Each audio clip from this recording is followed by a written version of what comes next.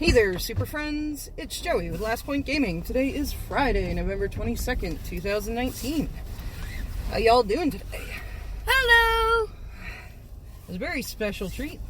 I actually have a guest star I would say this week, but this is like the second episode this week. Why don't you go ahead and introduce yourself, kid? I am Sage. I'm her daughter. So, this is my older daughter, Sage, also known as Boo. That's how I've always referred to her. And I guess we're going to try doing an episode together on our way to F&M, plus stopping to hit a quick errand on the way and grabbing coffee on the way. Yeah! So what are you playing tonight, Sage? Tonight I'm going to be playing Humans 5-colored in Modern. So you mean Vile Humans? Yeah. Yeah. What do you like about that deck? I like that it's very fast-paced, and I like that it's creature-based. Alright. What's your favorite card in it? Oh, that's difficult. I think it would be Mantis Rider. I mean, it is probably one of the best cards in the deck. What matchups do you struggle with that deck? I found that I struggle with, like, Tron and Storm. That's me struggling, though. It might not be what Humans is bad up against. I mean, Humans actually has a real good matchup against Storm, so I think we may need to look at your sideboarding plan. I think I just need to practice a bit more. But you played some matches against Dad at the kitchen table, right, when he was playing Storm? Yep. Whoever was playing Storm lost. Right. So, did you learn some things about playing against Storm? I learned that you need to be more careful with what you name with meddling mages, like name Gifts Ungiven and Grape Shot, and take Aria of Flame or their things that produce mana when you freebooter them or Sin Collector them. Alright. So, if you have the option in the same turn to cast a freebooter or Sin Collector and a meddling mage, which one do you cast first? You cast the freebooter or Sin Collector so you can see their hand. That is correct. So, you think you're going to do better against Storm tonight? Yeah. God, I hope we don't get matched up. I'm playing Storm tonight, if anybody's curious. Yeah. And the last time I played against her at F&M with her on Humans and me on Storm, she beat the snot out of me. She 2-0'd me, guys. 2-0'd. Like, just no mercy. Straight up savage. What other decks do you think are neat? I also really like Burn because that's also really fast. I really like Aggro. I think Storm would be cool to learn how to play, but I think that one would take a bit. Tron doesn't seem too much fun for me, and apparently in Pioneer there's a Dragon Tribal deck, and I love dragons. Who told you about a Dragon Tribal deck in Pioneer? Somebody at the shop. I think. Okay. Okay. Let's see here. What else we got? Oh. Somebody let you play their deck before. Dredge. Okay. Yeah, Dredge. Got to play a little bit of Dredge last week. I do enjoy playing Dredge for my first time. I did beat Humans with it. We switched decks. But he did help me with a lot of my triggers. And like telling me when and when not to dredge and what to dredge when I had choices. Right. Dredge is a somewhat complicated deck to play, and of course, is really on life support since the looting ban. Yeah, I don't like looting ban. Really? What are your thoughts on the Faithless looting ban? I think it was dumb. I don't think they needed to ban it. I think Hogak would have been sufficient because Faithless looting has been in the format for so long and it has not caused a problem. And Dredge has been good, but it's not unbeatable. It's fair. Dredge travels the wheel of Modern pretty frequently, where it gets on top for a hot minute, and then everybody remembers that Dredge is a thing and puts in all their sideboard hate, and it gets crushed. And then people forget about it, and it gets on top again for a hot minute, and water, rinse, repeat. I think Dredge is fair. Hogak well, it's more fair. Well, it's not like Infect. Like, it's beatable. Well, so is Infect, but Infect's just dumb. But it's fair, and it's able to be beaten, and it's not broken. I mean, in the context of modern, Dredge is kind of fair. It is not significantly more unfair than other unfair decks in modern. Yes. Are you excited about Pioneer? Yes. Just for Dragon Tribal or for other things? That, and I'm excited to see, maybe some of the cards that were banned in Modern, but that aren't going to be banned straight away in Pioneer. Aren't there some that are going to be unbanned? Because they're in the cut? Let's see here. What is banned in Modern that would be legal in Pioneer? Because it's just starting? Well, right, but most of the banned cards in Modern predate the cutoff for Pioneer. Really? Yeah, like what else banned in Modern right now? We got Birthing Pod, that's way before I've never heard Pioneer. of that card. Deathrite Shaman isn't banned in Pioneer, but is banned in Modern and Legacy. And Vintage, maybe? I don't know. I know nothing about Vintage. We don't even observe Vintage exists most of the time. But Deathrite Shaman, of course, isn't going to be as potent in Pioneer because of the lack of fetch lands. Yeah, but I think it'll be cool to get to see those cards and interact with them. Oh, Dig Through Time and Treasure Cruise are not banned in Pioneer, but are banned in Modern. What's Treasure Cruise do? Alright, so Treasure Cruise is like, I don't know, a billion colorless. Like 6, 7, I don't know. And 1 blue to draw 3 cards. But it has Delve. Do you remember what Delve does? Delve, you can pay the colorless through the graveyard. Right. So you can exile cards from your graveyard to equal, 1 card per colorless mana that you need. And so you can effectively cast Treasure Cruise for 1 blue mana. But delving is going to be a bit harder in Pioneer. Do you know why that is? No. Okay, it's because of the lack of fetch lands. Oh, because they're early graveyard filler. You won't be able to just fetch just to throw things into your graveyard. Right. Also, Thought Scour is not in the format. That was from Innistrad, which is before the cutoff for Pioneer. So, there are other cards that put things into your graveyard, but you're not going to be able to refuel as fast as you can in Modern and Legacy. It's like Treasure Cruise never needed to get banned in Standard, even though there were actually fetch lands in Standard at the time. Huh. But there just wasn't enough cards to fill up your graveyard quickly for it to matter. So are Snowlands going to be legal in Pioneer? No. Because Snowlands were... Oh god, where are they from? Were they from Cold Snap or Ice Age? I don't know. Didn't they reprint them so they would be in Modern? They did, but they reprinted them in Modern Horizons. So it's only Modern cards? Well, it's legal in Modern and Eternal formats. You know what the difference between an Eternal format and a non-rotating format is? Non-rotating doesn't rotate and Eternal goes the whole way back? Yeah, that's pretty much it. Eternal formats are like Legacy, Vintage, Commander, that you can play any card ever printed, provided it's not on the ban list for that format. And any new set that gets printed, whether it's a set like Modern Horizons or even Conspiracy, or you remember when we did Battle Bonds? That was fun. Right. Those cards are all legal in Legacy, Vintage, and Commander, but they're not legal in Modern because they're supplemental sets, and that's the big difference between non-rotating and Eternal. With Eternal, anything new that gets printed, it's legal. With non-rotating, if it wasn't, like, if it's not a reprint of a card that was previously legal in that format, it doesn't become legal in that format. So, there should not be Snowlands in Pioneer at this time.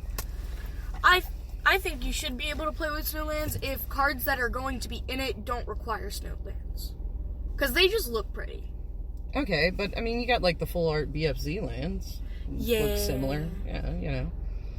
Or them super pretty, unstable lands. I do like the unstable lands. Yeah, John Avon's an amazing artist. What was your favorite Snowland? Snowland? Yeah. Like your favorite art? I don't know. I didn't even look too close at Snowlands, I'll be honest. I think mine would either be the swamp or the mountains. Do you mean the unstable lands? No. Okay. The snow-covered ones. Oh, then, yeah, no. I haven't looked too closely at them. They're really pretty. The blue one actually also looks pretty cool. Yeah, I think... Oh, I do have a snow island in my storm deck. Okay. So, you're excited about Pioneer? I'm excited about Pioneer. SCG is going to be in Philly in February for a team tournament. Ooh! And the formats, wow, words are hard, are going to be Modern, Pioneer, and Standard. Sweet, so it'll be easier to find a third person. It will. Because almost nobody we know plays Legacy. Well, not only do so very few people we know play Legacy, but Legacy decks are really expensive, and if you're that invested in the game, you probably don't want to be teaming with us. Yeah. We're their funds. We are there to squeak at, famous players from the internet. That's pretty much it. Yeah. But yeah, we will probably be able to find a Pioneer player, or a Standard player, or even a Modern player. No. I'm not playing Standard. You don't want to play Pioneer either? I mean, I could play Pioneer. I could play Standard. Oh my god. I'm so excited for so many decks that I loved, like Hardened Scales and Orzhov Warriors, which Orzhov Vampires may be the better way to go there now, but either way, with, goddamn Athreos. So excited that guy's in this format. And I saw somebody's mono white weenies, I guess, list. So many great fun lists out there in Pioneer.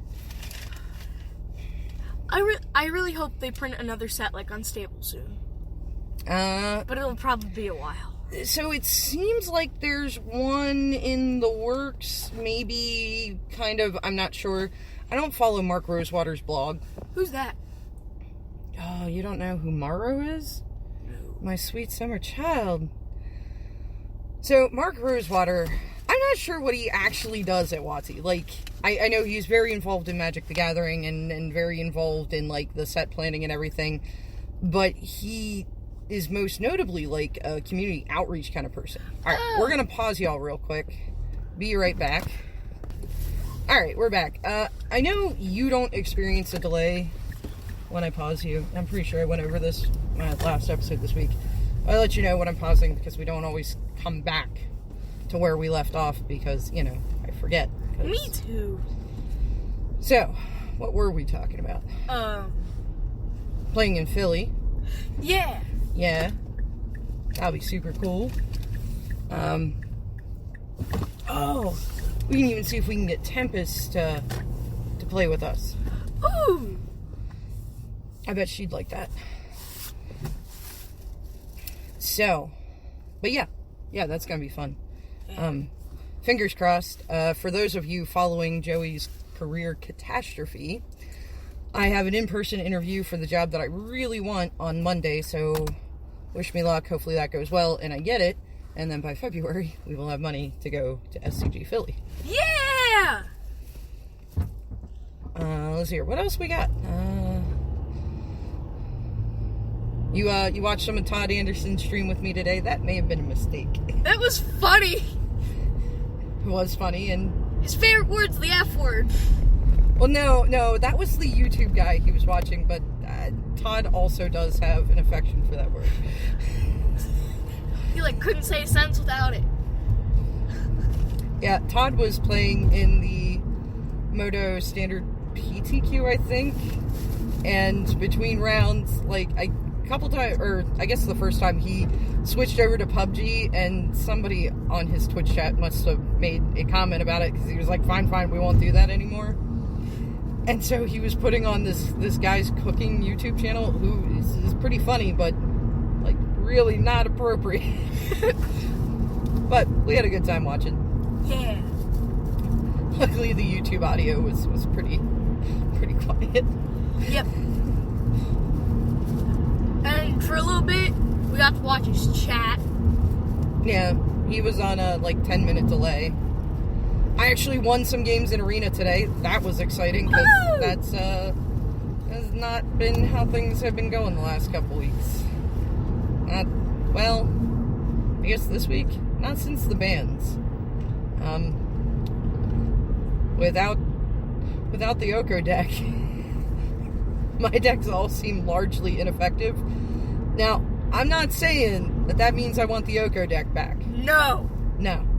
I will build new decks. It's fine. This is a largely positive thing. I just have to build some new decks. Oko was mean. God, that card was just stupid. Well, no, it was just too much. It was too much. And I talked about this in the episode I did earlier this week about how I have to believe that there was some kind of bizarre circumstance that led to that happening. Whether it's they tried to trim text to make it fit on the card, or... Are you covering your ears? No, I'm like this. Oh, okay. Or, they made a change at the last minute because some problem came up that they were trying to fix and they didn't have a chance to really effectively test it, or a clerical error. I don't know, something there. That card's pretty bonkers. So, what else we got to talk about? Because we still got some time here until we get to Starbucks. What else Magic-y you want to talk about?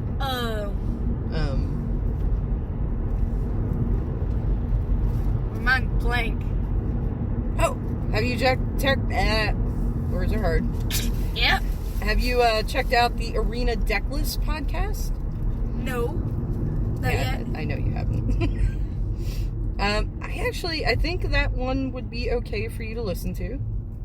They usually keep stuff pretty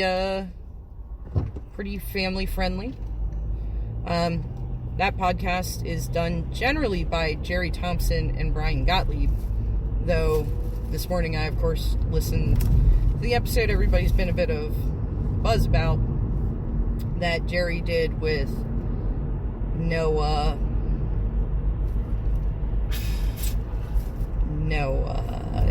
I blanking on the last name. Noah something. Yeah, well, you all know how I am with names. Names are hard. Honestly, I should get a cookie for remembering his first name. But that's a lot for me.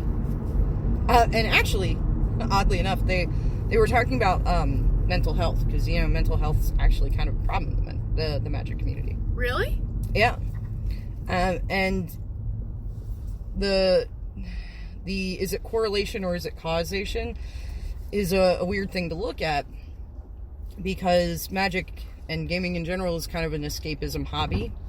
So escapism hobbies tend to attract people that are having difficulties because it helps them, get away for a little bit. So and you see it a lot, especially in the high-end players, because, when you go to school, your expectations are pretty clear, right? Mm-hmm. They're like, hey, study for your math test and do well on your math test. And you know that if you don't study for the math test or ask for somebody to help you understand if you're having trouble understanding, you're not going to do well on the math test. A lot of it's in your control, right? Yeah. Whereas Magic, by nature, is a game filled with variance. Even the best players in the world lose about a third of their matches. So when you're a professional Magic player, and you'll learn this as you get older, a lot of us tie at least some of our feeling of self-worth to our jobs. At that last job I was at, everybody kind of noticed I was struggling a little bit, and it was making me sad because I wasn't doing great at my job. And they can't see you. They can't see nods. You have to verbalize. I keep forgetting it's not recording, it's audio. So, when you're in a job and you're not doing well, it's hard on you. So with Magic, when that's your job and part of your feeling of self-worth is tied to your tournament results, but by the nature of the game, you're going to lose games where you did everything right and you just got hit with the bad end of the variance stick, right? Yeah. And so these factors that are completely outside your control. Now, there's a lot within your control of magic. You can, if you see that your deck has a weakness, you can try to find a way to kind of shore that up a little bit. You can, you know, take ownership of decisions you make. Like, well, I did keep that real sketchy hand. You know, maybe I need to learn to mulligan a little more aggressively. Or, you know, I wasn't sure what I was supposed to do with sideboarding there. Maybe I sideboarded wrong. You can look for some things within your control, but the unfortunate nature of magic is there are a lot of things completely outside of your control. Like what you draw. You could draw that land where when anything else you would have drawn would have won you that game. Well, and it's not just variance on your side, it's variance on your opponents too. Or you could be at like 2 and they just draw that shock to close out that game. Right. So, between the combination of this kind of hobby attracting people that have something that they would like to get away from, and if you wrap your self-worth too much up in your tournament results, it's just a recipe for badness. Yeah. So Jerry and Noah talked a lot about that. There was also telling a story about Noah's experience at a tournament that, I don't know the judge in question personally, but he seems to, pretty much anybody that Ricky Hayashi signs off on, I accept as good people. And that's kind of why that episode blew up this week, because the judge that Noah was talking about and describing the story from his perspective, but he included things that didn't really need to be included and were, kind of they were kind of denigrating towards the judge in question. Well, the judge in question is apparently a fan of the Arena Decklist podcast, heard the episode, and told his side of the story. Like, Noah indicated that he felt that the judge was too young and inexperienced. Well, you don't get to be a judge in the main event at one of these events without having some experience. Like, they don't just go, oh, you just passed your L1? Cool. Why don't you hop on the main? No. Like, when I did Philly, I did side events. Because it was my first time judging for SCG. And, there's not a whole lot to screw up with side events. Or at least there's not a huge amount of money on the line with side events. So, but I will say that their general discussion on mental health in the community I found to be really good. Like, we take losses pretty well for the most part because we're for fun. Yeah, we really don't care so much. Like, if I cared, I wouldn't be playing Storm right now. Yeah. It's not in a good place in the modern meta. It's just not. But I don't, and I wanted to learn a new deck, and I was getting bored playing Burn, so why not play Exponential Burn? Yeah! But yeah, you don't get, sad when you lose games, right? No. It's still fun. Got to play. I think we're about more of the community aspect, the gathering aspect of the Magic the Gathering. Hence why it's called Magic the Gathering. Whoa!